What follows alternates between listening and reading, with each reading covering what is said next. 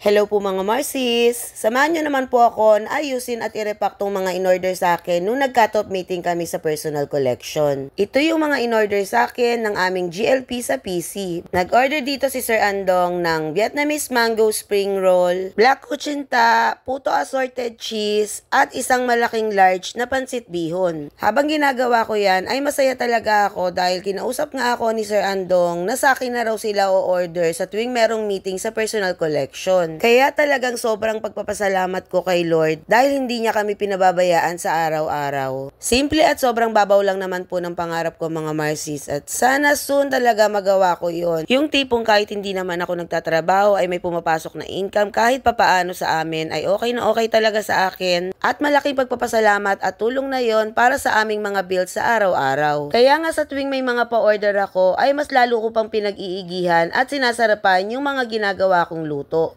Dahil dun ko sila nasusuklian sa mga ginagawa rin nila sa akin na pag-order. Pangarap ko po talaga mga Marcies na magkaroon ako ng sarili kong pwesto para sa mga tinitinda ko. Yung dun na rin ako magluluto, dun na rin ako magpe-prepare ng mga order. Pero sa ngayon ay hindi ko pa talaga magagawa dahil binabantayan ko rin yung apo kong si Kali habang nagpapa-order ako. Pero sana soon, pag lumaki na si Kali ay magawa ko yun. Wala naman pong imposible kung susubukan at gugustuhin natin. Basta sa ngayon ay masaya lang ako at kontento sa mga ganitong pa-order ko. Kita nyo naman po mga Marcies, tinutulungan pa ako ng apo ko. Sana balang araw, paglaki ni Kali, ay matutunan niya rin itong mga ginagawa ko. Para balang araw, pag natupad ko na yung pangarap ko na magkaroon ng pwesto, ay meron ako maipamamana kay Kali. At baka mapaunlad niya pa, malay natin. Sa tatlong anak ko kasi, wala ako nakikita na may gustong gumawa ng mga ginagawa ko dahil meron silang iba't ibang gusto. At dito ko nga lang kay Kali napapansin na ginagaya niya lahat ng ginagawa ko, kaya naisip ko siguro gusto niya rin itong gawin someday or baka gusto niya lang talagang mangulit.